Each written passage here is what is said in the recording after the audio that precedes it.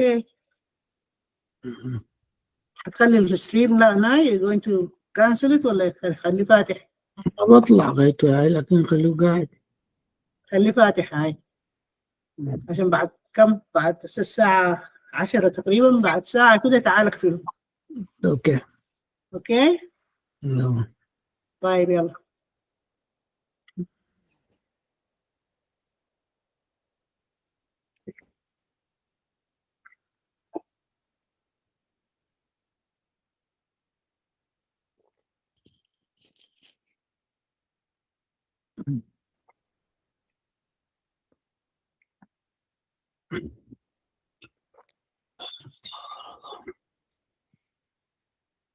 Okay. Tariq, you can continue now. طب كويس. بدينا انه باركنا لك انت يا عم تيسير ذاته انك اخذتي الاكسترا بونص الشهر اللي فات. هاي شايفة قالت دوني $55 ولا كم؟ ايوه. والله ولا حتى مبروك يا تيسير. الله يبارك فيك. الله يبارك. راجعتيها تاكدتي انها نزلت لكي؟ والله ولا راجعتها ولا شفتها ولا اي شيء. كنت عندي مشكلة في الجناية، مشكلة في الكمبيوتر ده في النت. اتاكدي بس انها بس يا نزلت دوب لك. اشتغل. التراي بدخل اشوف بتكون نزلت في الوالت ولا بتكون نزلت وين؟ بتكون نزلت لك ايوه في الوالت حقتي. خلاص I'll check my wallet ان شاء الله. بس I can do that. طيب اللي هو دي شاركنا اللاست مانث، وبعدين نتكلم انه المانث ده برضه فيه اكسترا بونص للنيو يير. مدوا ليك ال 15 يوم ولا لا؟ انتهت هي ذات لا. ال 15 يوم. لا ما مدوا ال 15 يوم، لكن في اكسترا بونص لو الزول عمل بدل 2 الشهر اللي فات، من 3 ممكن يكون في اكسترا بونص للشهر ده برضه، وبنفس نفس الحاجات. طيب وادينا الناس فكره الاكسترا بونص دي واضحه يا اخوانا للناس؟ ايوه نزلت في الباث فايندرز. دي قصدك السلايد دي يا عم تيسير؟ ايوه نزلناها في الباث فايندر، اللي هو نفس الريكوايرمنتس، لكن بدل 2 upgrades or more هنا 3 upgrades بقت للشهر ده. وباقي باقي البونسز نفس البونسز.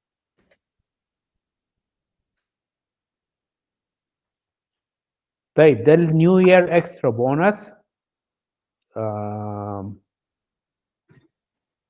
البرفورمانس شاركوا نفس البرفورمانس.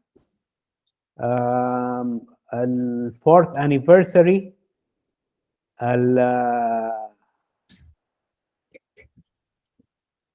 بتاعت ايزي بوت حسب كلامهم انه مدوا الايرلي بيرد لغايه يوم 15/1، فباقي له 5 يوم بالايرلي بيرد برايس. طيب والكونتست حقتها نفس الكونتست، ما في داعي نخش في تفاصيلها. اوكي. اثناء الاسبوع البشمهندس كان طلب من الناس خاصة، هو طلب من الناس كلها انه لو اي زول بيقدر يعمل فيديو ويترسل له عشان يستعملها للماركتينج. الماركتينج ده مخصوص للسي اس اس اكاونت.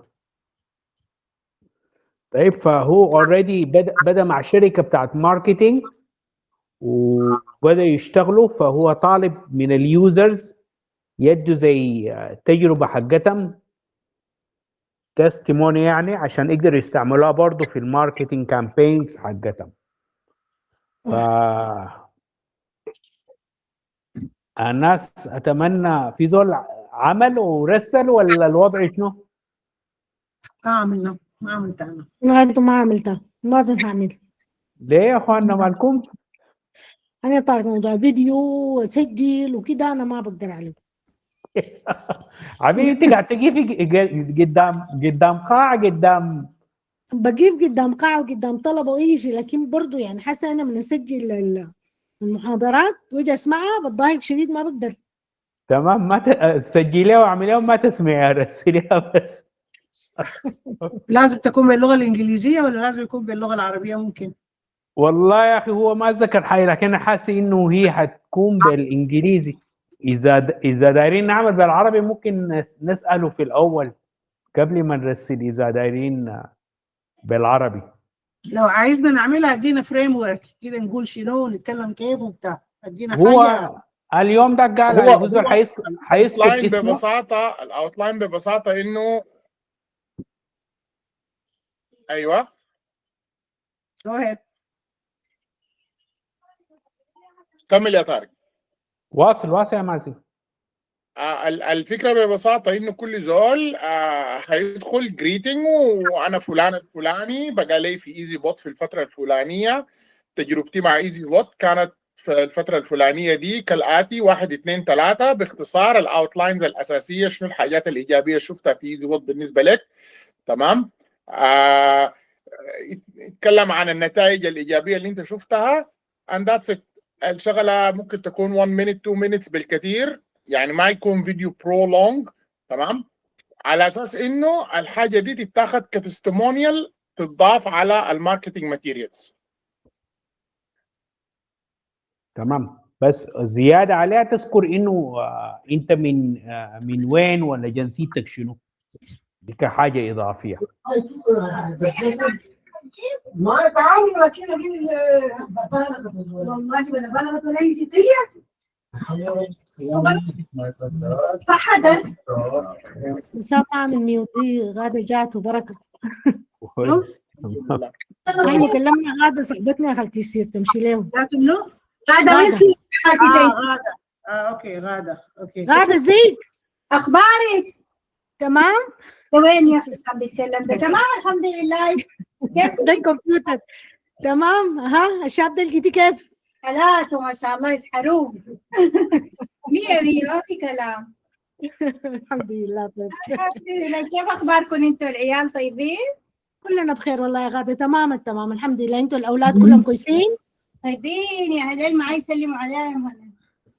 محمد ومهند انتوا كويسين؟ الحمد لله. والله كيفك؟ الحمد لله. والله هم قاعدين هم مدسين.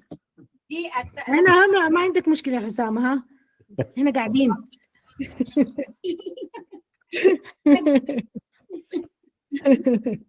والله كتر خير وحسام خلاني اشوفك يا شينا. انت كويسة؟ مية تمام تمام الحمد لله. مطر ثقيل يا شباب عاملين كيف مع الجامعات والحاصل بالمدارس؟ مطر بالله.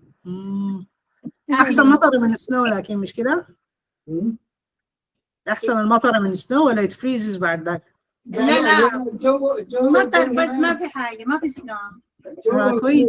درجه الحراره 9. كويس. 9 بس؟ لا 9 بالسنتيجريد. 9 فahrenheit 42. لا احنا نتكلم في فahrenheit بقت عندنا هناك، ما بنتكلم بالسنتيجريد. انت 9 فahrenheit؟ فahrenheit كم 40؟ كم 40 فahrenheit؟ ما بطل. 9 دي دافي عندكم شديد انتوا حاسين؟ دافيه لكن ما بتجرس. عادي لابسه شنو؟ اجيب صح. الله يسهل. صحتك والاولاد ان شاء الله طيبين؟ الحمد لله، كل سنه وانت طيبه. انت طيبه حبيبه، تسلمي. لقينا بنتك مع حسام ياسمين، مش ياسمين، دلال ميسون. ايوه كان حسام في كان تعب في المستشفى كان. لما اخر مره المستشفى جات وزارته في المستشفى. ايوه ان شاء الله يا ربي. عزوزه امورك كيف كلها؟ عزه ما في طلعت الليله، قاعده عندها اجتماع في الجامعه. عبير؟ انا عبير. قاعده لخبطتي بالختي.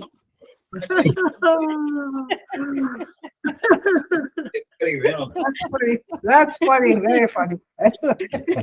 بالغت يا غادة، بالغت شديد. انت كده شو اللف ما انا جاري لما ضربت لي ده وامبارح ساعرين يا دوب بس صحيت والشارع جري. كويس. كيف ناس ماليزيا وايمن؟ كلهم بخير والله يا غادة، تمام التمام الحمد لله. الحمد لله. السعودية كيف معاكي؟ انت براك عارفاه كيف.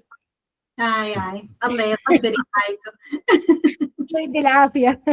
احسن ما ادفلها احتمال ترامب ده يخش انا ممكن يجيك احسن. مش كده؟ الله يسهل ان شاء الله. لا ان شاء الله ربنا يسهل لكم حاجاتكم كلها يا رب. ان شاء الله يا ربي يسهل لكم. انتوا كمان خليكم مع حسام. حسام خد راحتك، ما عندنا مشكله. لا لا لا نكتم انا ونسكت. ذاتي هنا خليتهم قبل شويه قلت لهم خليهم شايف ادربوا، لكن ما قالت يعني كمان احنا اصلا جايين لك القدام والهناي ده قرب يقوم شيء الجديد لكم. اصلا جايين عبير عندنا قدام. بختكم من وين جبتوه؟ من السودان. ما شاء الله من السودان جاكم لامريكا، الله رهيبين انتوا. ايوه لا لا هنا اي حاجه فيه. اسالي خالتي تيسير توريك. الله يسهل الحمد لله. ان شاء الله. يلا خليكم راحتكم. ما في مشكله دي. اسف. والله هنا انا ذاتي ما بعرف قلت له كيف ده من قالك خليه قاعد. بسم الله شوف له طريقه.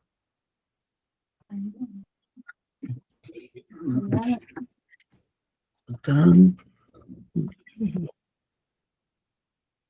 قفلت.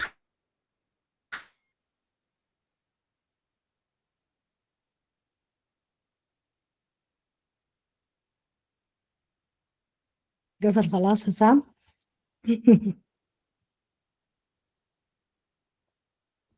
انتوا البتاع الليله ده ما في داعي تسجل كله. صحيح يا طارق. انا جبال انا قلت اعمل له تيست اشوفه هنا يوقف ذاك. كويس وقف. وذاك وقفوا، لكن هسه ده ذاته بقى فيه وناسه كثيره ما في داعي. يلا خلاص المهم. الله يسهلها. طيب نرجع الحاجات دي يا اخواننا بتساعد في التسويق، وخاصه احنا الناس اللي في السي اس اس. الان هم عملوا تعاقدوا مع شركه بتاع التسويق، فحيستعملوا الحاجات الميديا دي والاشياء زي دي. ولو لاحظتوا ذاته للشركه الاوفيشال سوشيال ميديا حقتها مؤخرا في الاسبوع اللي فات بقى يعني يومين حتى البشمهندس شخصيا قاعد ينزل حاجه. ف وضعي طبيعي انت لما تسمع صوتك حسن التسجيلات اللي بينزلها حسام دي يا عبير لما نجي من باب اشوف ساي هناي كيف واجي اشغلها بحس دائما يزول صوته الشخصي بيحس بيه غريب ولا ما متعود عليه ولا كده. اي والله يا طارق بدك، انا حاسه لما انا حاسه ما قاعده افتح الفيديوهات تاني عشان اشوف في حاجه قلتها غلط او المفروض اعمل، ما بفتحها زي ما تيجي تمشي بس. بالضبط. والبني ادم زي ما قلت لك اصلا صوته هو عشان ما متعود يسمع صوته بيحس انه الحاجه غريبه. الا بعد ما هو يعني يكسر الحاجز دي ويكررها يعملها كذا مره حتى يكون يتعود انه يسمع صوته حتى يمشي الامور. ايوه كلامك صح. فالناس تديها محاوله يا اخواننا موضوع الفيديو ده، ونسال اذا الناس عندها مشكله في اللغه او حابه انه تشارك بالعربي. ممكن عم تيسير ممكن تسال الباشمهندس في الليدرز جروب وتتاكدي. ما قاعد تتابعي الاخبار والحياه دي؟ والله انا شفت بيرلي اكثر حاجه بحافظ عليها الاجتماع ده، لكن بعد كده حتى الباس فايندر ذاته ما قاعد اقراها كل مره، يعني بس بدخل كده بعينها سريع وبطلع. كويس. كده I am discontent for some reason. لما يمكن ارجع بلدي هناك استقر وعندي نفسي تكون احسن كتير. بلدك وين؟ حددي لنا بلدك دي. بلدي والله امريكا. اعمل لك شنو يعني؟ اقول لك حاجه ثانيه غير امريكا؟ ما عندي غير. That's my permanent address. ما عندي ثاني permanent address. That's it. والله انه برمين السودان ده ورانا كده. الله يدي العافيه ويصلح الحاله. بس آمين يا الحمد رب. لله. آمين آمين آمين. الله يردنا ردا جميلا يا رب. ايوه ان شاء الله. طيب أيوة. من باب الحاجه دي برضو الاسبوع اللي فات طلبنا من الناس انه تمشي تعمل ريفيو في تراس بايلوت، فاتمنى انه برضو الناس تكون مشت وعملته يا اخواننا. عملت إيش ريفيو عبارة لكن الحاجة هو دي؟ رسلوا لي بالفرنساوي ورسلوا لي ما بعرف تو سبسكرايب وبيكم ممبر وبتاع. انا ما داير ابقى ممبر في تراست وات ايفر ات از. لا يو دونت هاف تو هنا، يعني بس خش جوا اعمل ريفيو. I did. عملت الريفيو كل شيء، لكن يعني فوجئت انه قاموا رسلوا لي وقال لي كده كده يعني حياة بالفرنساوي كمان بيتكلموا معي. انا بقرا فرنساوي ما عندي مشكله. هو شكل هو الباشمهندس ذاته رسل في الاول اللينك بالفرنساوي، اللي هو انه زول ممكن لما يخش جوا يغير اللغه، فعشان كده هو شكله زول لو خش باللينك على اساس انه فرنساوي هم بيتواصلوا معاك بالفرنساوي. اي لكن لما تعمل ريفيو حقك هو بيرسلوا لك وبيحاولوا يطلبوا منك تعمل ريجستريشن كده. لكن كويسه. ها باقي الناس كيف يا اخوانا؟ الناس خشت عملت ريفيو للتراست بايلوت ما اعرف الحاجة دي ايزي شنو بوت، طيب. اللي هو زي تقييم. هو برضه نفس يعني هذا هنا ده ما داير فيديو ولا داير هنا، انك تخشي وتكتبي انا ما فاضلة، ما تجربتك. كنت قاعدة، انا ما عارفة دي شنو. اوكي، اللي هو ده طرف ثالث اسمه تراست بايلوت. الناس كتار لما يجي يسمعوا عن شركه ولا حاجه اول مره بيقوموا يخشوا تراست بايلوت يشوفوا الريفيو مادي منه الشركه دي كم نجمه، ويقروا النقاط اللي كاتبينها الناس نسميهم شنو، العملاء بتاعين الشركه، الحياه اللي كاتبينها عن الشركه. فبتديك نوع من المؤشر انه انت قبل ما تخش تقدر تشوف تجربه الناس، تقدر تشوف التقييم بتاعها كم نجمه، الاشياء زي دي. اوكي بلقاه عندي. اللينك رسلنا لي الاسبوع اللي فات يا عبير، اسمه تراست بايلوت. خلاص تمام. طيب، وحتى ممكن تكتبيه بالانجليزي، ولو حابه برضه تكتبيها بالعربي ممكن برضه تخشي لما تخشي عليه جوه تغير اللغه لعربي وتكتبي تجربتك بالعربي وتدي تقييم بتاع النجوم لايزي بوت. اوكي خلاص ان شاء الله. يعني اول ما الحاجه دي نزلت التقييم بتاع ايزي بوت افتكر كان 3.9. لما هم شجعوا العملاء يعملوا الكلام ده التقييم بتاعه وصل 4.5. فده برضه بيساعد في حته الماركتينج، لانه دائما الناس يعني احنا غالبيتنا لانه سمعنا عن طريق زول معرفه او ثقه ما احتجنا نمشي نعمل ريفيو. لكن عامه الناس اللي في السوشيال ميديا لما يسمع عن حاجه اول مره وما من زول ثقه بيقوم يعمل بحث في الانترنت للشركه وكده. فدي الحته بتاعت انه هو داير انه الان عشان هيشتغل على السوشيال ميديا على مستوى كبير، وعارف انه الناس هتبحث في المواقع زي تراست بايلوت وهتبحث في المواقع بتاعت ايزي بوت ذاتها. فلما تيجي تلقى تجربه ناس مستخدمين المنتج ومن حتت مختلفه حول العالم وبيتكلموا عنها بايجابيه، ده بيساعد انه هم يتخذوا قرار وينضموا. طيب، واحد عامه بالنسبه لايزي بوت عدد الشركاء حيزيد، الانتشار حقها حيزيد. بالنسبه لنا في السي اس اس اي زول حيجي عن طريق الماركتنج بتاع السوشيال ميديا اللي عاملاه والشركه حيخش تبع الاكونت بتاع السي اس اس، فبالتالي ده حيساعد انه الناس السي اس اس تجيم عمولات. طيب وبرضه بطريقه ثانيه بالنسبه للناس الفاوندرز كلاب، برضه طالما الربحيه بتاعت الشركه زادت معناتها الربحيه برضه بتاعت الفاوندرز كلاب حقتك حتزيد. طيب فده بالنسبه لموضوع الفيديو وموضوع التراست بايلوت. فاتمنى الناس تخش وتشارك وتسجل وترسل وكده يا اخوان. طيب بالنسبه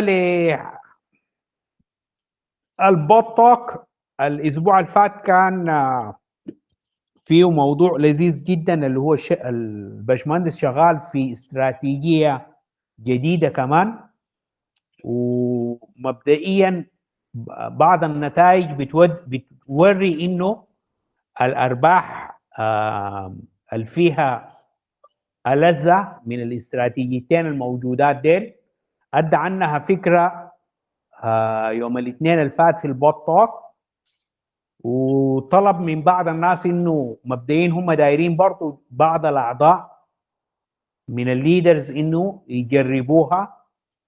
ف دي المرحله حقتها حاليا، وحسب كلامه اذا الامور اتسهلت وكل حاجه مشت زي ما هو داير باذن الله حيطلقها في الفورث انيفرساري في دبي في العيد الرابع ليه. اذا الامور مشت زي ما هو داير، هو قال ما تمسكوا بكلمته دي، لكن ده التارجت بتاع اللونشنج حقه.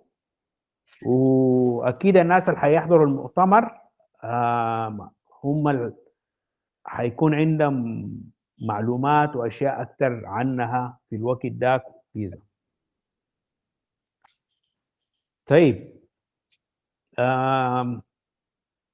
ده بالنسبه للابديتس بتاعت الاسبوع اللي فات. هل من سؤال او اضافه او ما طلب؟ اوتلاينز ليه على شكل الاستراتيجي شكلها شنو؟ او الفكره بتاعتها شنو؟ والله مازن ما اذا حابب تشارك في الحته دي مرحبا بك يا مازن. التسجيل بتاع البوت توك موجود، الناس ممكن ترجع له، وانا داير اشجع الناس تحضر البوت توك كل يوم اثنين يعني، او ايام اللي يكون قائمه، لانه يعني البوت توك من الحياه اللذيذه، وبتتاح لك فرصه انه انت تسال الباشمهندس مباشره وتسمع اسئله الناس، وهو ذاته بيجي بيشارك بحاجات فقاعد تكون قويه ومفيده جدا. يعني لما نتكلم عن تفاصيل غريقه عن المنتج في حد ذاته. فاتفضل يا مازن. اوكي طيب، هي الفكره كلها ببساطه يعني دائما احنا الاستراتيجيز الاثنين اللي كانوا شغالين اللي هم الام اس والاس بي اس شغالين على حاجه في التداول اللي احنا قلنا عليها اللي اسمها شنو؟ السبوت. تمام؟ اللي هو فكرته انه انت بتشتري عملات بتبقى في حيازتك، بتبقى حقتك انت، وتشتريها في سعر معين وبتحاول تبيعها في اعلى بحيث انه تاخذ الفرق ده كربح. تمام؟ وزي ما كلنا شايفين انه في اوقات بيكون البرفورمانس حلو جدا وبنعمل نسب ظريفه، وفي اوقات لما يكون السوق نازل بيحصل هبوط للقيمه ديت. تمام؟ مؤقت طبعا على حسب حركه السوق، ولكن الحاجه يعني الاساس في الموضوع انه ايزي بوت في النهايه ما بيبيع لك عملاتك بدون ربح. ولكن في بعض الحالات زي السنه اللي فاتت دي مثلا كان انه الاتجاه العام للسوق نازل، فبالتالي انت بتربح على الحياه اللي بتشتريها اوريدي برخيص وبتبيعها باغلى شويه، لكن الحياه اللي اشتريتها في اسعار عاليه شديد ده بيخلي انه البوت ما يكون قفل الكفرات الاولى كلها بنفس الترتيب. صحيح احنا عندنا في الاس بي اس حته مهمه في الاستراتيجيه انه هي بتقفل الكفرات الاولى في الاول، تمام، بحيث انها ترجع لك راس مالك، ولكن ما كل الكفرات الاولى بتتقفل بنفس السرعه لانه ستيل برضه الفرق بتاع السوق يعتبر كبير في السعر. طيب يلا هم هنا قدر يوصل لحاجه بانه يدمج الحته بتاعت السبوت مع ميزه ثانيه موجوده في التداول بتاع الكريبتو اللي هي سوق ثاني اسمه الفيوتشرز. طيب الفيوتشرز انا سبق قلت لكم انه الفيوتشرز يقال او يتعارف عنه انه هو سوق ريسكي، وكمان بلس انه ريسكي هو فيه حرمه. طيب حرمه من شنو؟ حرمه في حته معينه في الحته بتاعت الفيوتشرز اللي هو انه في الغالب انت بتستخدم حاجه بنسميها الليفرج او الرافعه الماليه. يعني انت بيكون خدت $10 لكن ممكن تعمل معاملات ب$10,000. تمام؟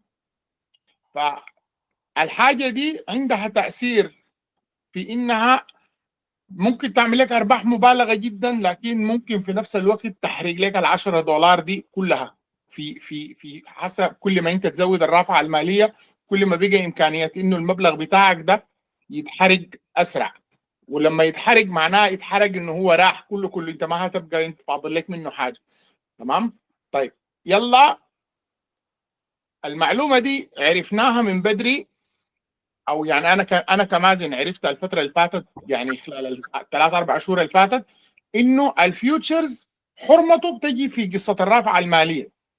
تمام؟ انه انت بتستخدم رافعه ماليه كبيره. حتى في ناس انا بديت مع زول كنت قبل فتره يعني شغل بتاع تداول في الفيوتشرز، بعد ما فهمني واقنعني بالطريقه السليمه انه تداول الفيوتشرز لو انت ما مستخدم رافعه ماليه كبيره ما فيه حرمه. تمام؟ طيب يلا باشمهندس لما ذكر الاستراتيجيه الجديده فقال هو بان الاستراتيجيه دي بحيث انها تسرع النتائج عندك في البوت، بحيث انه انت بديت سيشن، السيشن دي ديفينتلي عشان تكفل انت محتاج انك تبيع كل الكفرات وتطلع ارباحك منها في اقل زمن ممكن. تكون رجعت راس المال بتاعك زائد الارباح. ولكن مع نزول السوق المستمر زي السنه اللي فاتت انت ممكن فعلا القصه دي تاخذ منك فترات طويله جدا، شهور. ممكن يكون عندك سيشنز شغاله شهور، ممكن عندك سيشنز تفوت السنه. اوكي؟ طيب يلا هو قام الفكره اللي اخذها شنو؟ قام هيعمل حاجه انه هو هيدمج البوت بحيث انه يشتغل في السوقين مره واحده. بمعنى البوت هيكون شغال في التداول عن طريق السبوت ماركت بالوضع الطبيعي، ولكن تخيل كده زي كانه هيكون في بوت اخر شغال في الفيوتشرز في المرحله العكسيه. يعني شنو؟ يعني انا الليله اشتريت بسعر وقام الماركت نزل، يلا انا ممكن ابيع العملات بتاعتي تمام في الاتجاه العكسي. يعني لما السوق انا مفروض انه اربح لما العمله سعرها يطلع، لا انا هاجي اعمل حاجه بنسميها الشورتنج. ده في الفيوتشرز حاجه اسمها الشورت واللونج اللي هو سيل اند باي، ولكن عندها تسميه مختلفه بقت شورت ولونج.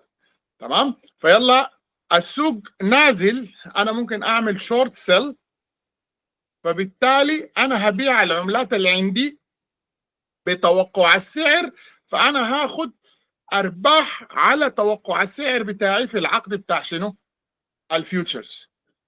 فبالرغم من انه سعر العمله نازله ولكن انا عامل حسابي وموضح في التريد بتاعتي انه انا مستهدف انه انا اشتري العمله دي في القيمه في السعر الفلاني، فدي بتديك فرصه انك انت تبيع العمله في سعر اقل. تمام؟ وتكسب منها. فده بالتالي ممكن يبتدي يوصل لمرحله بتاعت انه يضاعف الارباح او اكثر من المضاعفه كمان. تمام؟ والميزه هنا واللي خلى الموضوع سيف، انا زي ما قلت قبل شويه انه الفيوتشرز فيه شويه بتاعت ريسك. تمام؟ لا هنا خلى الموضوع سيف شنو؟ انه هو مشتغل معاك بانه هيشتغل في الفيوتشرز ب 1x، يعني انت شغال بدون رافعه ماليه نهائيا.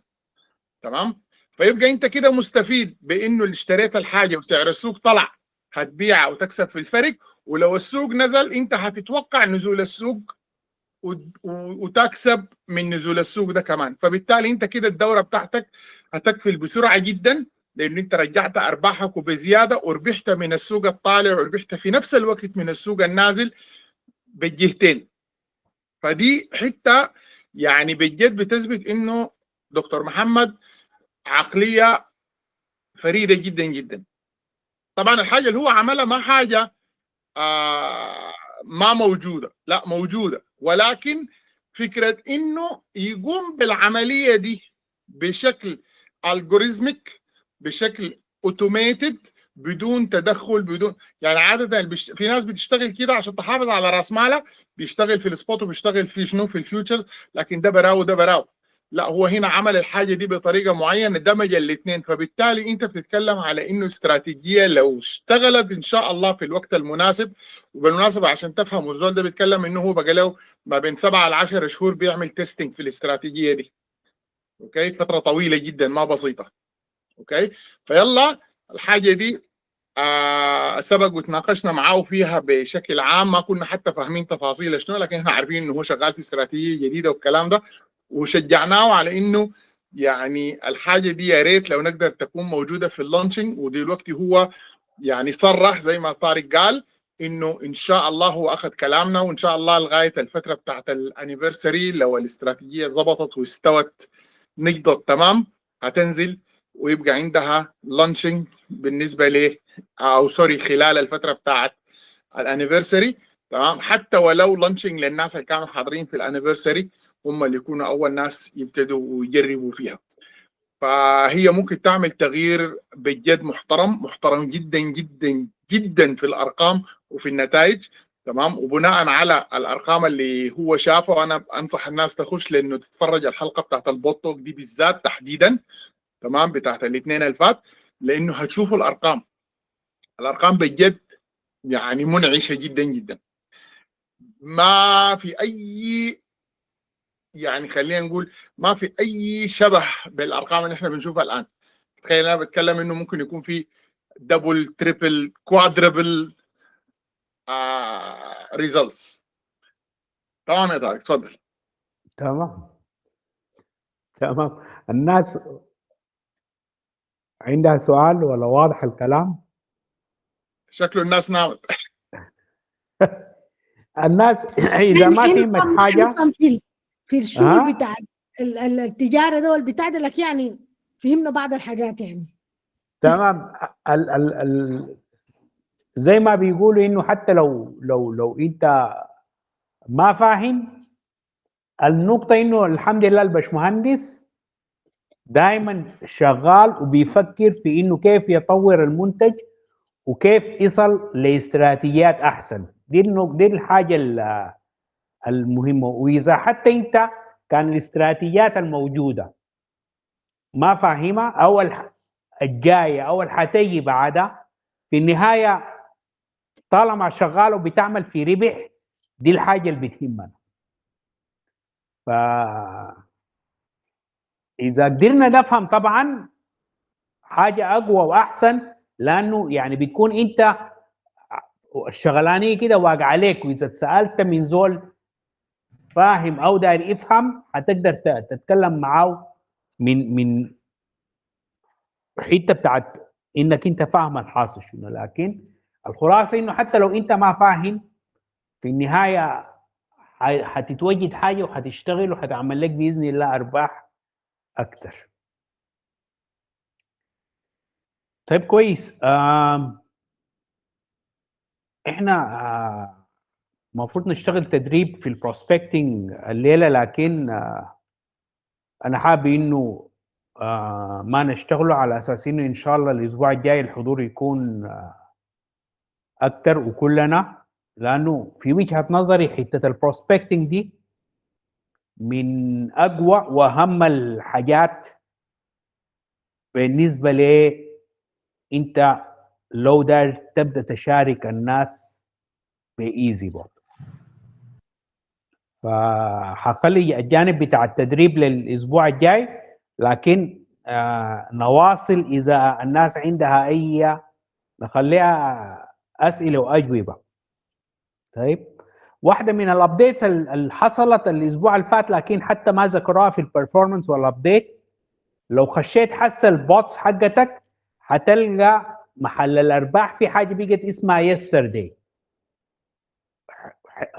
في الجدول ايوه في شفناه. خط اضافي اسمه يسترداي، يعني غير انه ال 24 hours او هو ما 24 hours، يعني بيوريك التوداي. لما يقول لك توداي بتلقى كاتب لك جنبها ساعه، لانه اليوم بيبدا في لحظه معينه على حسب التوقيت بتاع اليو تي سي اليونيفرسال تايم، وبيبدا اثناء ما اليوم ماشي بيزيد الزمن لغايه ما يتم ال 24 ساعه، وبكون بيوريك الارباح بتاعت اليوم.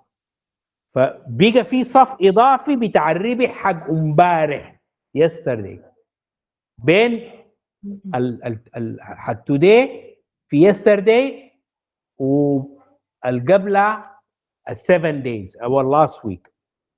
فده برضه مؤشر، لانه بعض مرات انت اليوم اول ما يقلب التوداي بيقلب لك زيرو، فانت لو في لحظه جيت وشاركت زول ممكن يجي يتعلق لك في حته بتاعت، اذا انت كنت ذكرت له انه انت بحمد الله يوميا قاعد تعمل ارباح، واليوم يا دابك قلب واحتمال ما تعمل ارباح الا بعد كم دقيقه او كم ساعه على حسب السوق، بتلقى العداد بقى زيرو. او فجاه ذاته لو جيت وريت زول وبعد لحظات اثناء ما بتتكلم عملت حصل ريفريش واليوم قلب، ممكن يكون كان عامل عدد من الدولارات وفجاه مع قلبة اليوم يقلب لزيرو. فالحته بتاعت يسترداي دي ثابته وبتوريك الربح بتاع يوم امبارح كان كم. فبقت موجوده حاليا، دي واحده من الابديتس اللي بقت موجوده، لكن ما تم يعني الاعلان عنها حتى يوم الثلاثاء اللي فات.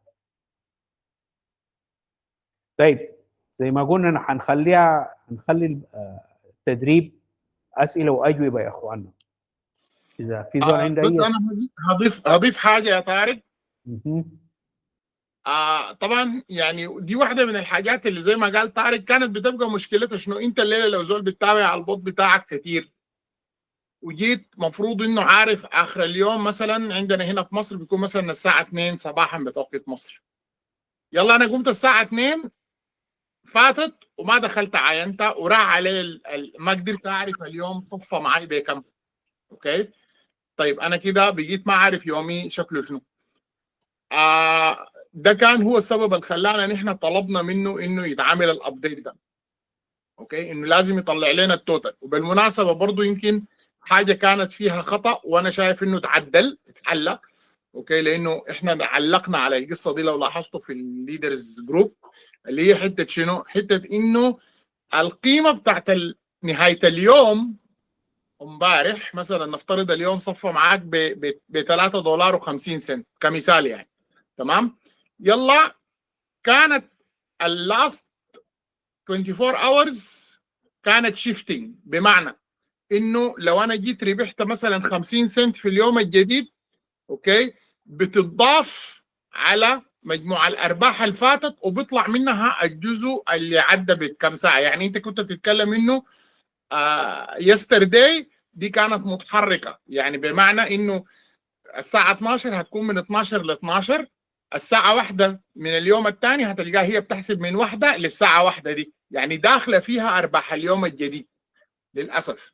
تمام؟ وهي متحركه اوريدي. فاحنا طلبنا انه نبهنا انه اللاست او يسترداي بروفيتس ما ثابته، بيضاف عليها ارباح اليوم الجديد وبتنقص منها ارباح الساعات اللي فاتت.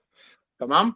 فاخر ابديت انا لاحظته امبارح انه كان الحاجه دي ثبتت، يعني بقت محسوبه بالضبط اكزاكتلي من الساعه 12 مثلا جرينتش تايم للساعه 12 جرينتش تايم، وما بقت ارباح اليوم الجديد ما بقت تخش عليها زي ما كانت في الفتره اللي فاتت. ودي برضه حاجه مهمه جدا بتورينا انه الشركه بتسمع الاحتياجات بتاعت الكاستمرز، والشركه بتتابع الحاجات دي وبتحاول تفولفلت.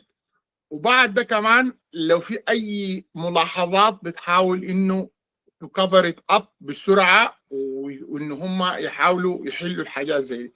فدي برضو حته مهمه شديد انه الناس تثق في انه ايزي بوت دائما بتحاول انه تكون اون بار لكل الابديتس ولكل الحياه اللي الناس محتاجاها قدر الامكان عشان يخلصوا او يدوا الصوره الامثل للشغل. تمام يا طارق، تفضل.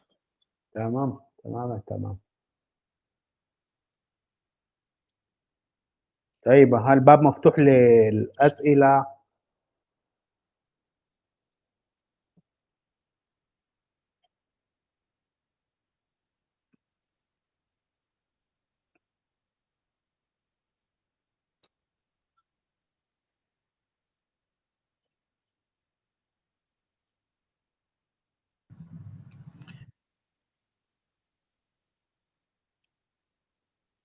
احنا وعدنا حسام ده يدخل لنا بعد ساعة عشان نشوف لنا كده، لسه الساعة ما تمت، فدارين نقعد لحد الساعة 11 بمواعيدنا. تمام. ما عارفة، هو ما عارف الغدا هتقعد معاه قدر شنو ذاته. هذا مم. يكون هو كان داير يطلع يرقد يرتاح شوية مسكين. ما احنا ضربنا الغدا لما لقيناه كده وما بيتجاوب معانا قلنا قلنا عايزة ضربت لي غدا. يعني عزة حضرت الحكاية دي، هند ما حاضرة مش كده؟ هند ما حضرها، لا عزة حضرتها هي. anyway ما عندنا ما في حاجة. حاجة. أسألكم أنا، يعني أسألكم ولا شنو؟ ممكن انت تسأل، ممكن انت توضح، ما تسأل. ما تسأل، توضح لنا حاجات. وضح حاجات بس ما تسأل. أنا بوضح بالأسئلة ما بوضح ساي عشان وضح لنا. أنا أهم لي أشوف الزول فاهم ولا ما فاهم. ايوه احنا ما فاهمين، بس كده بس كده صراحة. بس الفاهمين إنه قاعد نعمل قروش بس الحمد لله. مش كده ايوه، انه احنا واثقين فيكم واثقين في ايزي بوت، دي بس المهمة بالنسبة لي. ايوه هو الزول الحمد لله يوميا تقريبا بيكون بيعمل فيه في ايوه حبة الحمد لله. قريشات. الحمد لله ايوه.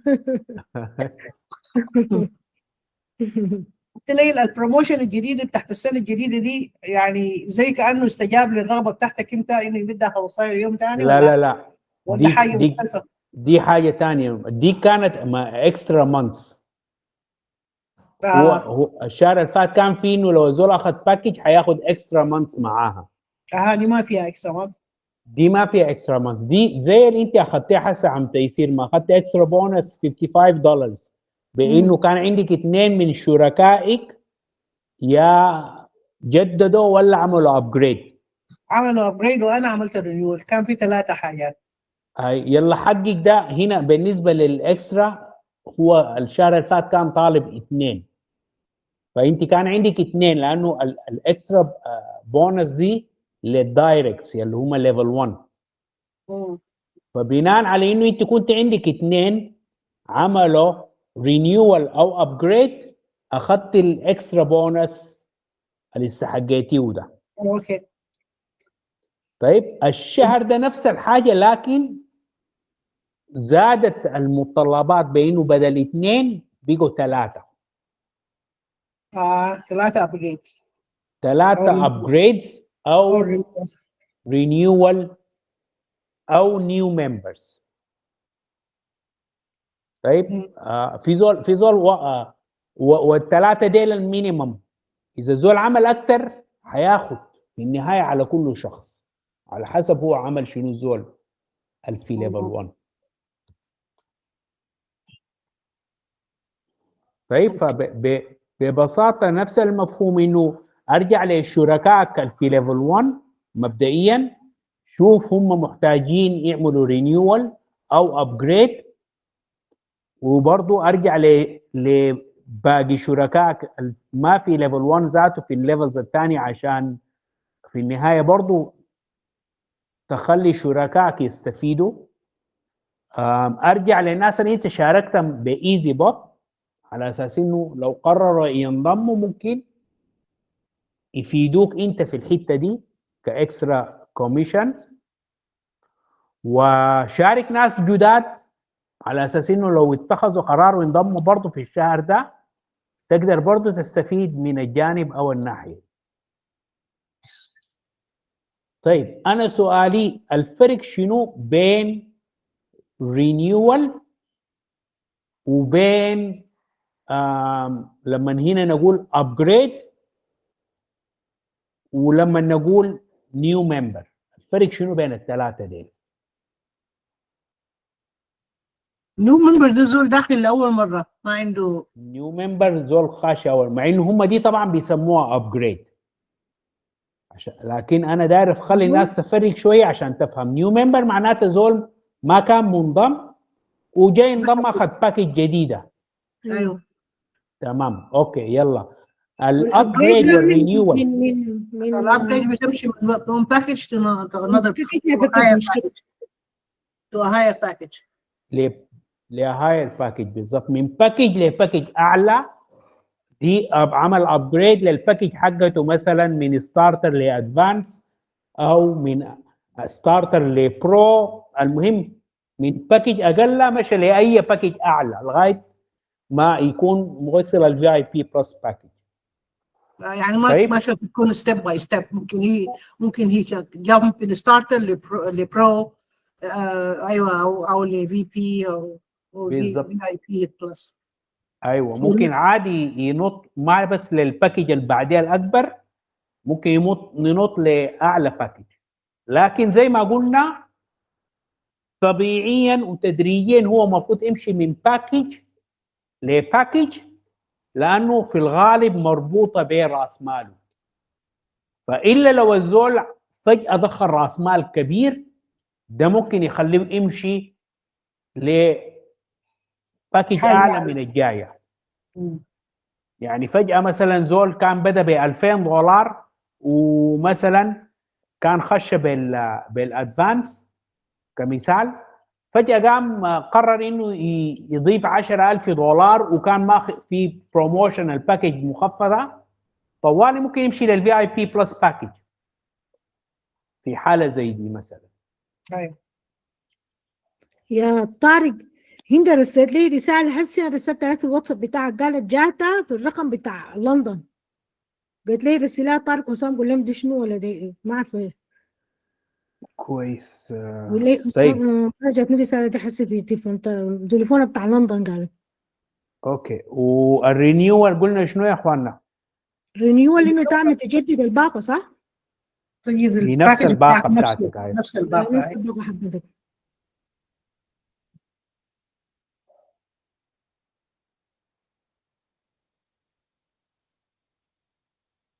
طيب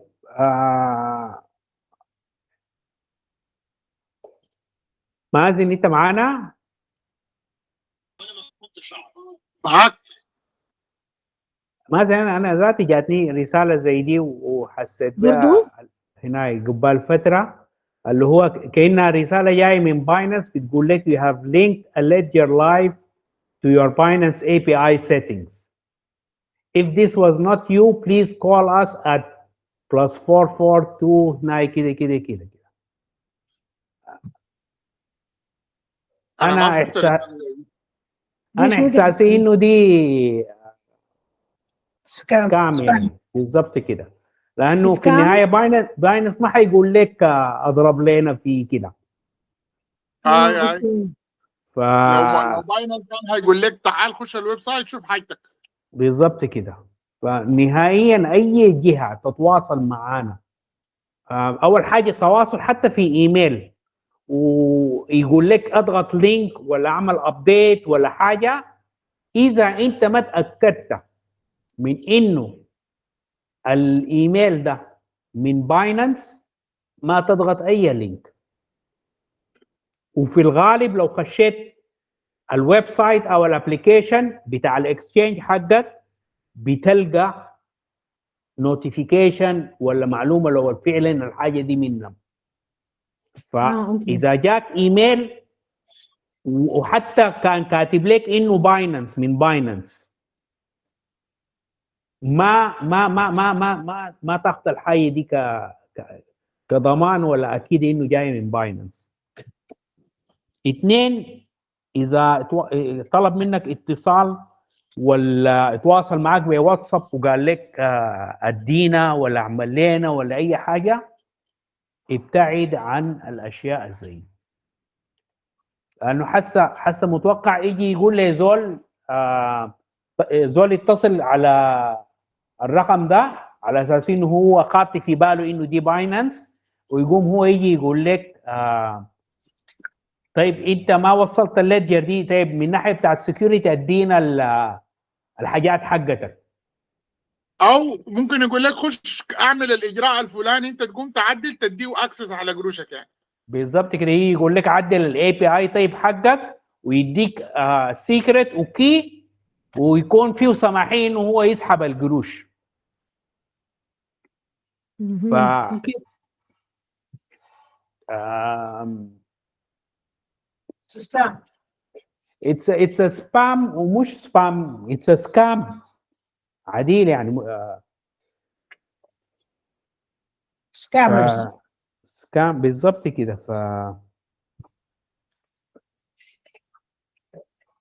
اوكي تمام. اوكي اكتبي لها عبير وانا برضه هرسل لها. لا do not reply.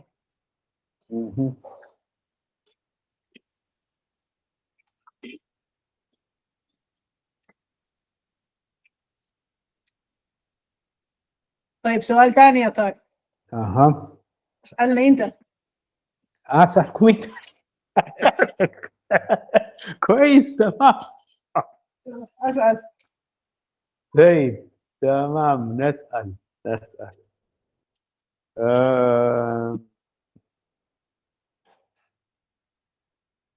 عرفت ليه السي اس اس معناه شنو؟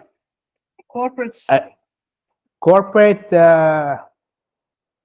طيب انت اليوم ذاك ما لحقتي تحضري ولا هناك كان عندك مشكله النت؟ اي يا وين؟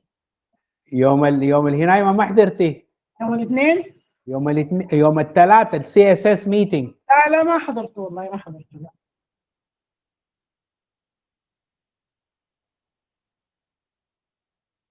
طيب لكن في تسجيل له في حته ممكن الواحد يدخل يشوفه مسجل وين؟ في تسجيل له. ايوه. شنو هو الادرس؟ وين دو يو جيت في يوتيوب ولا وين؟ بيرسل الابديتس في تيليجرام، لكن انا I'm not sure انه عملوا نزلوا التسجيل في التليجرام ولا لا. اوكي I'll look it up. طيب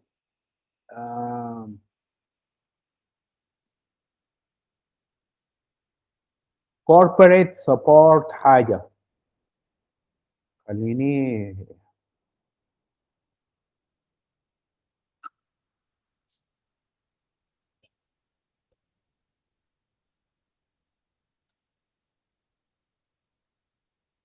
لها علاقه بالجي بي اي يعني ولا ما لها علاقه بالجي بي اي؟ هي الجي بي اي جزء من الاكونت بتاع السي اس اس. اوكي. طيب السي اس اس اكونت ده الكوربوريت بارتنرز بيجوا بينضموا از ليفل 1 للسي اس اس اكونت. اوكي.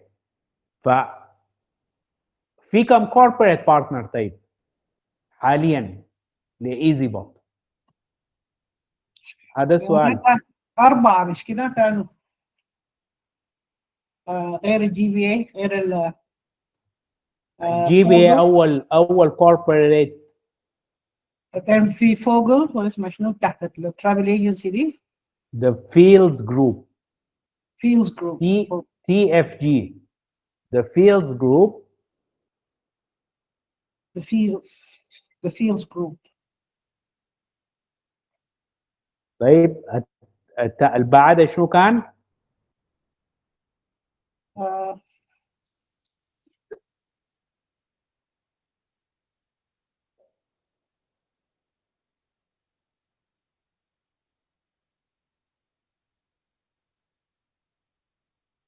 البلوك تشين. شنو بلوك تشين؟ شنو؟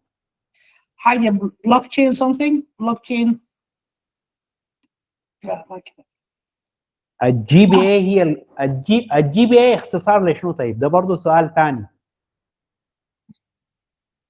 government block something block. Government blockchain blockchain association or something. اسوسيشن بالظبط كده، دي جي بي اي.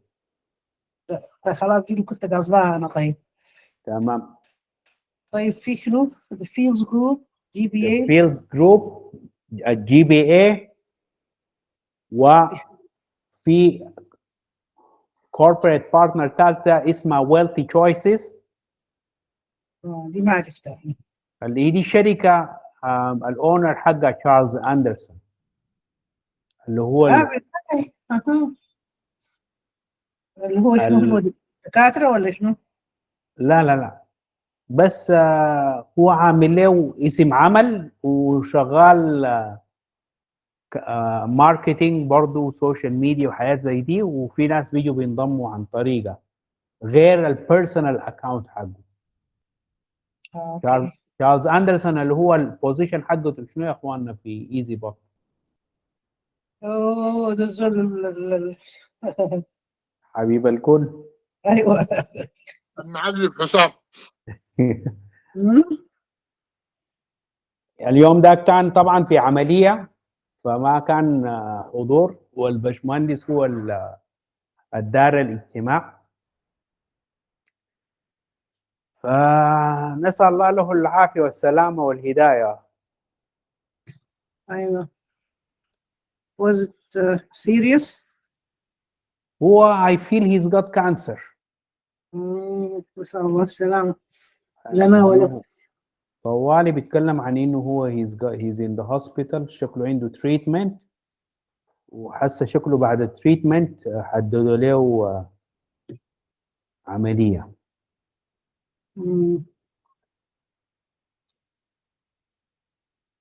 نسأل الله مازن العافية. السي اس اس الاس الثالثة كوربريت سبونسر حاجة. corporate support sponsors. corporate support sponsors CSS. انا شاكي في سبورت لكن برضو ما متاكد منها، عشان كده ما شاركت في الكلام. طبعا دي كلها دي برضو نسميها شنو الانيشيالز دي والهناي كلها. تشارلز اندرسون ده بيحب اختصارات، الاختصارات دي، الابريفيشنز دي. لما بيختصرنا نحن ذاتنا معاه.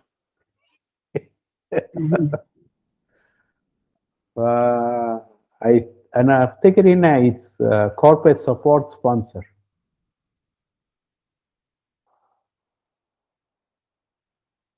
طيب البوزيشن بتاع تشارلز اندرسون شنو يا اخوانا؟ في مارتن وفي تشارلز وفي ناس كتير.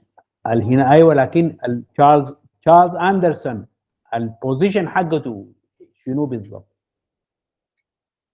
ما نعرف. Corporate Intelligence Officer. Business or Intelligence Officer. Business Intelligence.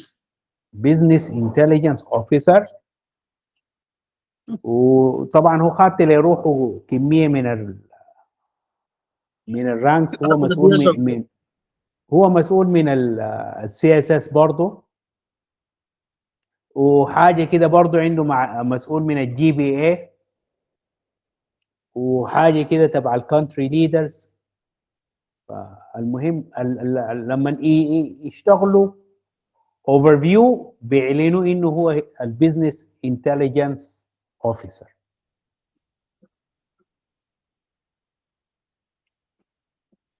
طيب مارتن سيلز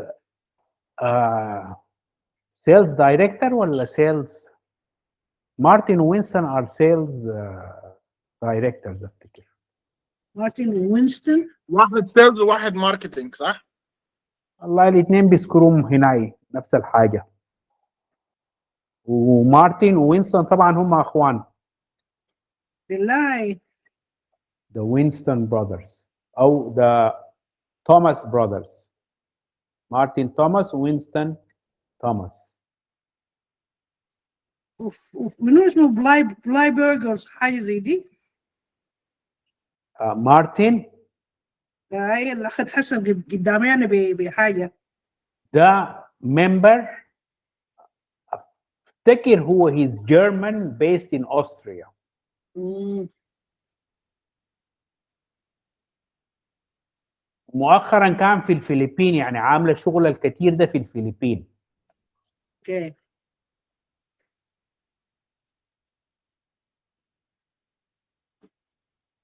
كان حاضر الانيفرساري اللي فاتت، وواضح انه عنده خبره في النتورك ماركتينج، واكتر واحد شغال ما شاء الله وبيعمل في نتائج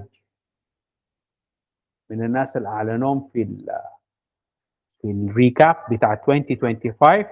وهو زي ما شايفينه برضه حاسه في الشهر اللي فات في الاكسترا بونسز اخذ كم الاماونت كم عم تيسير الاكسترا بونس اللي اخذها 122 100 كم 20 ولا 100 كم ما بعرف. 100 كم 20. مم. فده مؤشر انه يعني بيكون عامل عدد اكثر من 2 ممكن، ويكون كمان احتمال باكجز اكبر وكده. يعني لو لاحظتوا الناس ديل لما نزلنا احنا الريكوست بتاع انه يمدوا الاكسترا مانثs، هم شايفين انه البروموشنز والديسكاونتس دي في الباكجز ما المفروض تكون كثيره ولا مستمره. وجهة نظرهم انه بس المفروض ان سبيشال اوكيجنز ولا كده يكون في بروموشنز وديسكاونتس.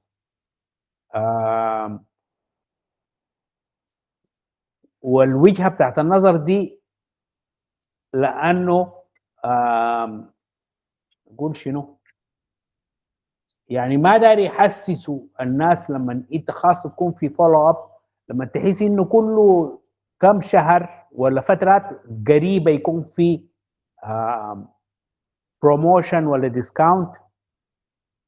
في ناس بتيجي تقول لك طيب لو ما استفاد من البروموشن ولا ديسكاونت، بيجي بيقول لك لما يكون تاني في بروموشن ولا ديسكاونت اديني خبر. والحاجه الثانيه داري يعودوا الناس انه حتى لو ما في بروموشنز وديسكاونتس انه الناس تكون عندها استعداد تشتري البرودكت بالنورمال برايس حقه، وده المفروض يكون الحاجه الاعتياديه.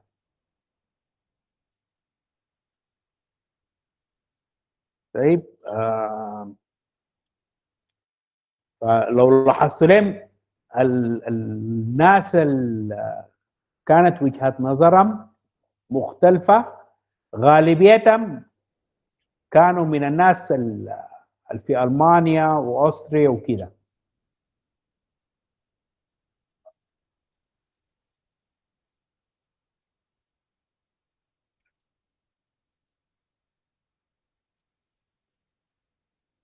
طيب هل من اسئله اضافيه؟ اعمل كلوزنج في الفور مينتس الباقيه.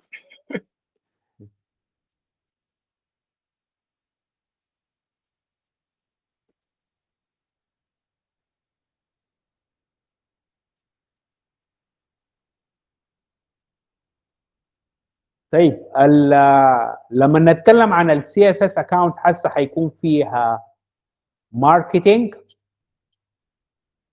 الحاصل شنو انه الان مع السي اس اس اكونت هيكون في هيعملوا زي كوربريت بارتنر جديد، هيكون اللي هو الماركتينج اكونت ده. طيب لما يجوا الكلام ده لكل الكوربريت ممبرز، يعني الجي بي اي لما ينضموا مع الجي بي اي شركاء، السي اس اس اكونت بيجيوا الليفل 2 كوميشن كباكجز. اوكي، كان الجي بي اي ولا كان ذا فيلدز جروب ولا كان ويلثي تشويسز ولا الان الماركتينج اكونت. الماركتينج اكونت القروش الدفعوها الناس في السي اس اس حصل بها شنو؟ الشركه مشت دفعت بيها السبونسر شيب بتاع الجي بي اي اكاونت ايفنت اللي كان في واشنطن، المبلغ كان 30,000 زايد عليه، والبشمهندس نزل الحسابات اللي استخدموها للوقت ذاك كانت بين 6-7 ألف دولار لماركتينج ماتيريال والسيت اب بتاع البوتس والاكسبنسز بتاعت الاكزيكتيفز اللي حيشاركوا في الايفنت. طيب المبلغ اللي اتجمع كان حوالي 105,000 دولار. اوكي، فالان الباقي المبلغ ده هيحصل به شنو في الوقت الحالي؟ هم الان عينوا او اندر تحت التجربه الشركه بتاعت ماركتينج حسه شغاله ليه من ماركتينج، فاكيد الشركه دي حتشيل منهم قروش عشان يعملوا لها ماركتينج. لما نتكلم عن ماركتينج بنتكلم عن ماركتينج عن طريق السوشيال ميديا. اوكي، فالماركتينج اكاونت ده هيجيو الليفل 1 كوميشن، والسي اس اس اكاونت هيجيو الليفل 2 كوميشن. الليفل 1 كوميشن ليه يمشي للماركتينج اكاونت؟ عشان الماركتينج اكاونت يكون عنده دخل مستمر يجيو عشان يقدروا هم باستمراريه يقدروا يعملوا الماركتينج. فعشان كده السي اس اس اكاونت دائما في الغالب حيكون بيجيو الليفل 2 كوميشن. الحته دي واضحه يا اخوانا للناس؟ ما عدا واحده من الحاجات اللي كانت قالت الجي بي اي انه هم كان عندهم استعداد انه يتنازلوا عن الدايركت كوميشن بتاعت الجي بي اي اكاونت اللي هو الليفل 1 كوميشن بما يعادل ال 30,000 دولار، ويتنازلوا به للسي اس اس اكاونت. طيب للاسف التوقعات من الانجازات بتاعت الجي بي اي ما كانت زي ما متوقع، ولا بالنسبه للشركه ولا بالنسبه لنا، لكن ما زالت موجوده ومستمرين وشغالين معاهم. لكن لهذا السبب بدوا حاليا موضوع الماركتينج ده. طيب فعشان كده انا بتكلم مع الناس انه احنا كسي اس اس ممبرز على قدر ما نستطيع انه ندعم الاكونت ده ندعمه. هو بالحياه المبدئيا اللي اتذكرت بانه نعمل ريفيو بوزيتيف في تراست بايلوت، و نعمل الفيديوهات والاشياء زي دي، لانه هم هيستخدموا الاشياء زي دي في الماركتينج. طيب عامة لو لاحظتوا المواقع بتاعت الريفيوز يا اخواننا دائما لما زول يكون عنده تجربة سيئة بيمشي يعمل ريفيو سيء. يعني نادر ما زول يكون عنده تجربة إيجابية وبيمشي يعمل ريفيو. طبيعتنا كبشر وكسلبية انه 80% سلبية، فدائما كمان لما تجينا سلبية بنقول نمشي نبشتح كمان بالزول ده ولا بالشركة دي وناخد ريفيوز سيئة. ونادرا ما انه زول لو جاته تجربة كويسة مع شركة من نفسه بيمشي يعمل ريفيو إيجابي. في الغالب دائما الشركات هي اللي بتطلب من الزول انه اذا تعاملك معنا عجبك رجاء اخذ من زمنك دقائق واعمل لنا ريفيو ايجابيه. او في بعض الشركات والناس الثانيه بتعمل حياه ثانيه بقول لك اذا شاركتنا بالريفيو الايجابيه حقتك نديك تخفيض، نديك كوبون، نديك حاجات زي دي. الحمد لله طبيعه الايزي بوت والنتورك ماركتينج انه الموضوع عشان الكوميونتي، ف التداخل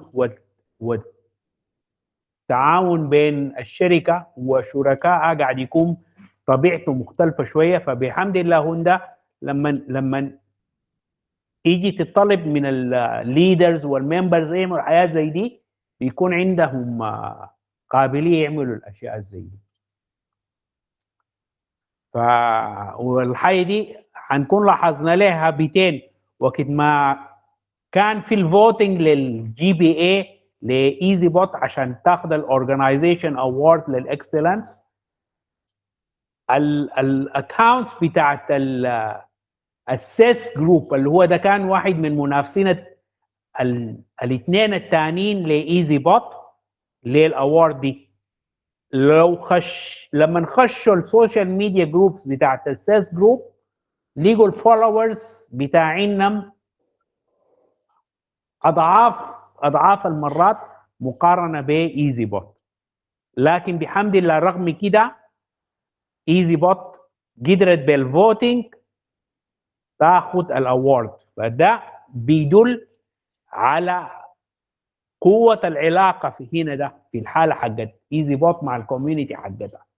انه بعد مرات انت ممكن يكون عندك 100,000 فولور، لكن من ال 100,000 ديل لو طلبت منهم يعمل لك حاجه احتمال بس 1% يعملها، 1000 نفر يجي يعملوها لك.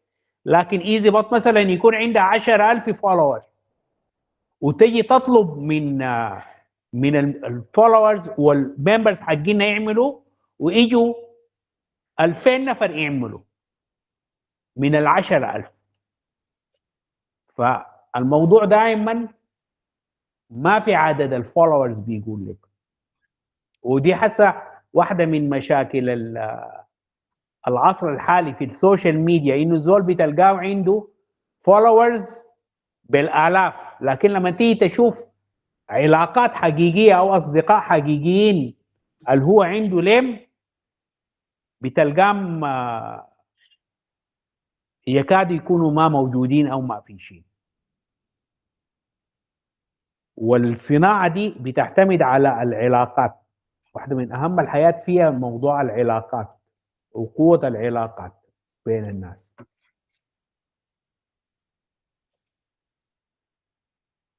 طيب انت هسه اخص لنا قلت ايزي بوت عندهم 3 corporate partners والرابع is to coming marketing. السي اس اس دي علاقته شنو بايزي بوت؟ السي اس اس دي من الناس لما ايزي بوت جات ادوها الفرصه انها تكون سبونسر للجي بي اي، هم فتحوا الباب للناس انه يدفعوا قروش عشان ياخذوا سبونسر شيب بتاعت الجي بي اي اكاونت. فالناس اللي دفعت قروش هم دي كانت البلان حقتهم انه حتدين الليفل 2 كوميشن من الناس اللي حينضموا عن طريق الجي بي اي. وعدد الناس اللي جو دفعوا قروش كفت انها تغطي سبونسر شيب بتاعت الجي بي اي ايفنت كان في واشنطن وزادت. ففي النهايه هم المبلغ تقريبا بتاع ال 105,000 دولار قسموه زي نظام اسهم لكل زول، انه المبلغ اللي هو دفعه مقسوم على التوتال اللي دفع، وهو كل زول حياخد النسبه دي من الانكم اللي حيجي راجع للسي اس اس اكاونت. فعشان كده انت الان لما ترجع لو انت السي اس اس ممبر على حسب المبلغ اللي انت ساهمت به هتلقى عندك نسبه مكتوبه هتجيك كعائد من العائد اللي هيجي للسي اس اس اكاونت. ايوه اوكي. دي هم برضه عندهم بوتس بتاع كده بيشتغلوا ولا كيف؟ لا ما عندهم اي بوتس، معتمدين تماما على الكوميشن سايد. لكن بنفس المفهوم انه انت ما محتاج تعمل حاجه للجانب ده غير انه انت طالما عملت سبورت للشركه في الاكونت ده بناء على نسبه السبورت حقك للتوتال سبورت اللي اتدفع، اي عائد هيجي للسي اس اس اكونت يعني ومتوقع احنا زي كاننا فاوندرز ممبرز دلوقتي. زي احنا خلينا نسميها اذا هي اس لسبورت، احنا we were the supporters ايوه للاكونت ده. فكسبورترز عندنا شير في الارباح. برسنتج او شير اوكي بناء على المبلغ اللي دفعناه على التوتال المدفوع. يعني دي يبقى لنا زي سهم دلوقتي عندهم عندنا اسهم معاهم. ده بيجي زي سهم للاكونت ده، وده سنويا بيدفع ولا كيف يعني؟ حسب الكلام المفروض يدفع شهريا.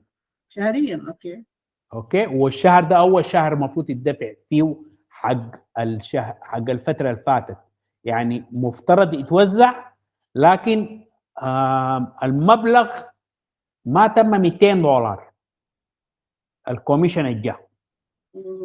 فالزول حيلقى انه لو هو كان حتى عنده 1% العائد اللي حيجيه من $200 مبلغ بسيط.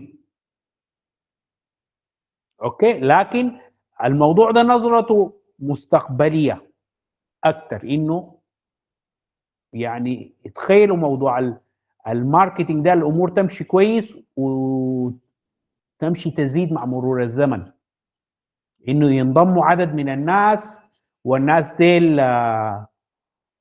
يعملوا كومباوندينج ويعملوا كونتريبيوشن ويعملوا ابجريدز للباكجز، وفي نفس الوقت في ممبرز ثاني بيخشوا مع مرور الزمن، وبعد شويه من 10 ممبرز يبقوا 100 ممبر، يبقوا 1000 ممبر، وهكذا. والموضوع ماشي يكبر لقدام ان شاء الله بطريقه كويسه. يعني ممكن نعتبرها بطريقه بسيطه انه ايزي بوت فتحت فرصه للناس انه يبقى هم عندهم شيرز من الارباح بتاعتها، ولكن من الارباح اللي جايه من البرانش ده، البرانش اللي هو اللي اسمه سي اس اس. تمام. فبالاستراكشر بتاعه لو تعاملنا مع اي او ايزي بوت قدرت تتواصل مع اي جهه انتيتي او بودي كبير، ده بياخد بوزيشن في ليفل 1 حقه، زي الجي بي اي والاسماء اللي ذكرناها قبل شويه. تمام. والبوديز دي ممكن هي ذاتها تبتدي تسوق الايزي بوت لناس المباشرين، وناس المباشرين ديل ممكن برضه هم يبتدوا يمشوا في الموضوع نتوركيا ويسوقوا لتحت. فهنا هيبتدي في برانشز تتفرع ابتداء من البوديز دي. طيب، ده الفكرة الأساسية.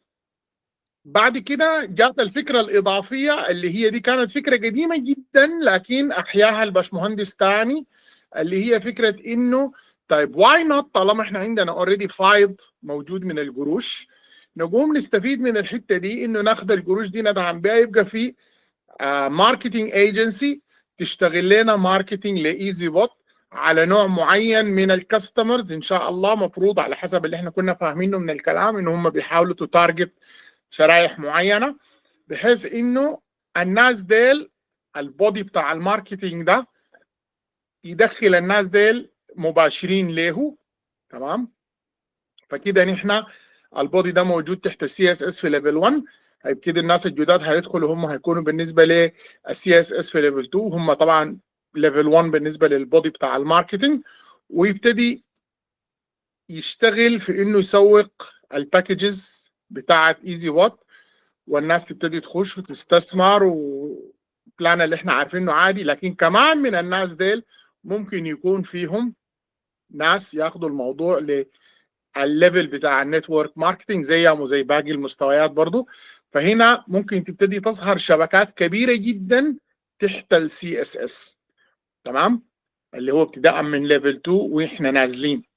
فيلا الليفلز دي كل ما تكبر، تخيلوا انه كل الارباح اللي بتمشي للسي اس اس هتتقسم على الممبرز بتاع السي اس اس بنسبهم. الارباح دي ممكن زي ما احنا عارفين انها ممكن تكون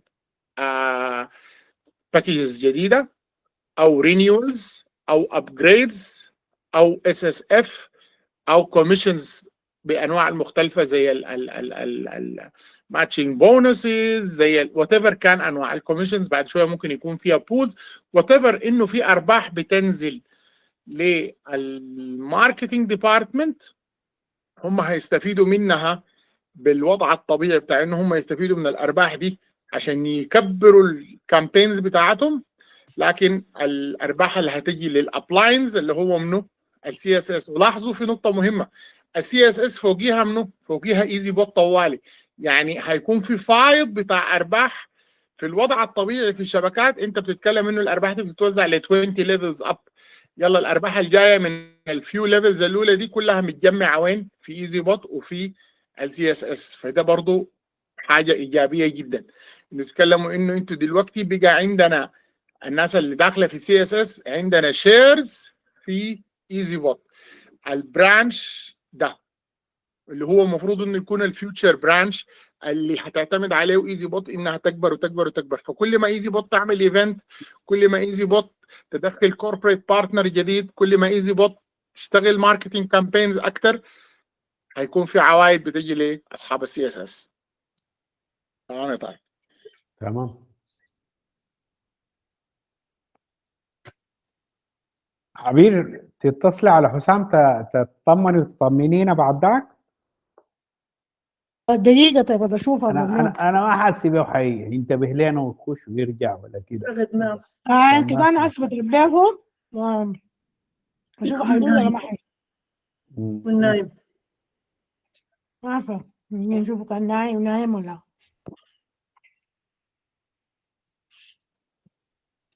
طيب لو لاحظتوا الاكونت بتاع الاوفيشال اكونتس حقت الشركه الاسبوع اللي فات، ده جزء من الشغل بتاع الماركتينج بتاع الشركه اللي هم تعاقدوا او هم لسه ما تعاقدوا معاها. هم الان اتس تيستينج بيريود. الناس ممكن تستفيد من الحياه اللي بتنزل دي بانه انت تعمل لها شير في البروفايلز حقتك،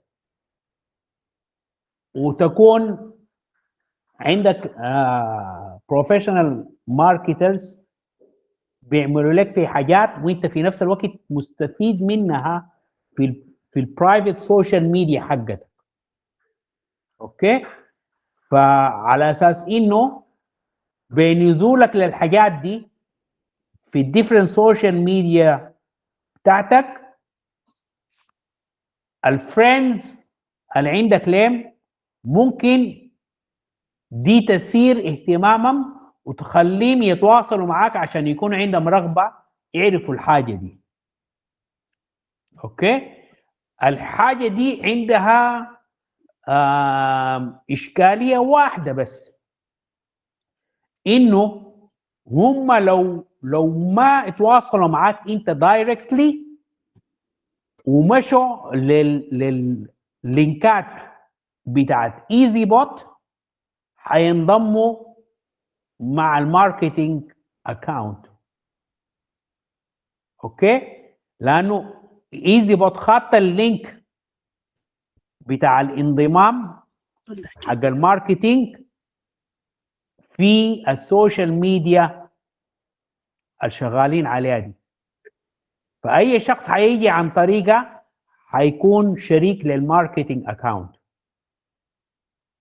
فانا شخصيا بديت طوالي لما هم ينزلوا حاجه بعمل لها شير في السوشيال ميديا حقتي، لكن على امل انه ناسي ان شاء الله يتواصلوا معي من باب، فبقوم دائما بضيف زياده عليها عبارات ولا حاجه تدي زول تشجيع انه اذا عندك رغبه في الحاجه دي او اذا حابب تبدا ولا عندك عاوز تاخذ معلومات اكثر، يعني اي حاجه من الحياه تدي زول احساس انه لو مهتم بالحاجه دي ولا اي حاجه ارجع يتواصل معي انا، عشان ما يمشي يضغط لما انا اعمل شير للحاجه دي ممكن يضغط ويمشي للسوشيال ميديا حقت ايزي بوت وبعديها تاني يضغط يمشي لللينك بتاع الريفيرال بتاع ايزي بوت.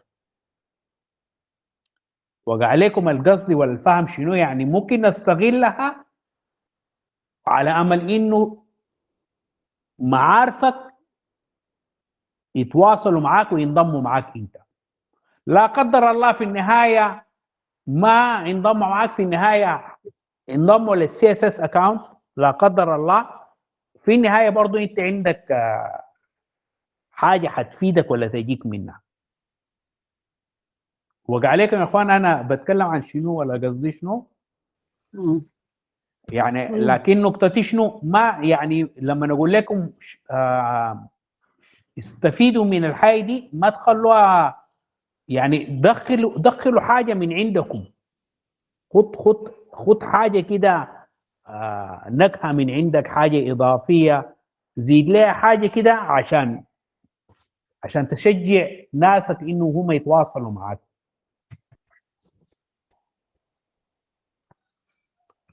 حسام ما رد عليه، ما عارفة نايم، ما عارفة حصل شنو، حتى غادة ذاته ضربت لها ما عندها نت في تليفون شكلها. تكون هناي يا رجعت منه ولا كده في ممكن السكه. تكون رجعت منه وكده، لكن بس أنا ضربت لها عندي معاها حاجة واحدة بتكلم معاهم ولا ردت، ما عندها نت، ما يعني ما جا منها.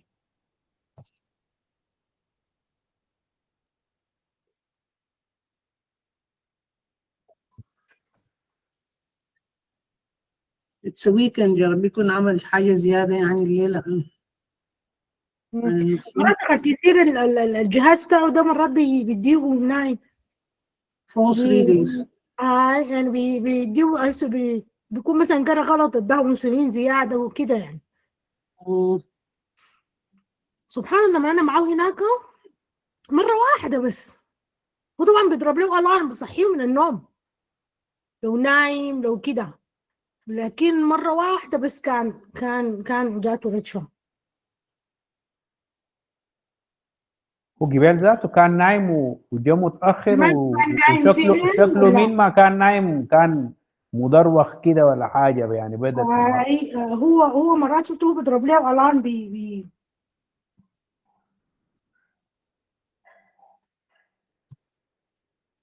اوكي بيضرب له الارم بصحيه من النوم.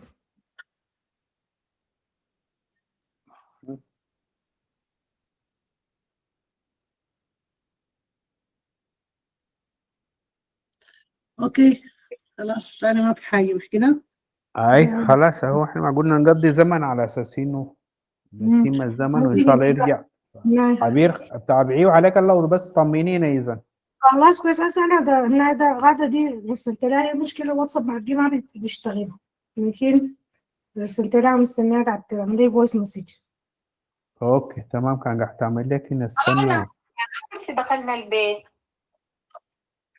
فأضرب لي وهو في تليفون وأنا طلعت منه. قالت طلعت منه. تمام. انا افتكر طالما طلعت منه بتكون اطمنت عليه انه كويس حتى طلعت منه. بتكون كويسه. ايوه خير ان شاء الله. ربنا يدي العافيه ان شاء الله. امين. لا خلاص، هو بس ما لو اكل ولا شرب ولا حاجه خلاص ما بكون عندي مشكله ان شاء الله. قال فطر، قلت له اكلت، قال لي اكلتها هاي. هو شكله كان اكل حاجه لكن بس مرات تاخذ وقت. لا ان شاء الله ما في عويه، ان شاء الله ان شاء الله ان شاء الله باذن الله. ما متعودين، عشان كده لما يشوفونا احنا نتخلع كده ما بيكونوا مقتنعين وبيزعل. ايوه he gets annoyed I know. اوكي يلا خير ان شاء الله، ان شاء الله ربنا يطمن عليهم ما في مشكله.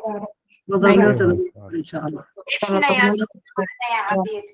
طيب يلا تصبحوا على خير كلكم. وعليكم السلام ورحمه الله. وانت يلا السلام عليكم. يلا عليكم السلام ورحمه الله. صحة كويس، ما عنده عوية، سكري ويرتفع ومركز. صراحة أنا ما وصلت حسيت بيه ما مجمع فعلا، يعني شكله كان عنده هبوط شديد، لكن حسي كويس خلينا. يلا يعني بعد ما يرد عليك طمنيني. طيب ان شاء الله. تمام. ايوه سمعت المسج. ايوه ايوه سمعنا. على خير ان شاء الله. ان شاء الله باذن الله. طيب طيب تمام. يا يلا على السلامه. يلا السلام ورحمة الله.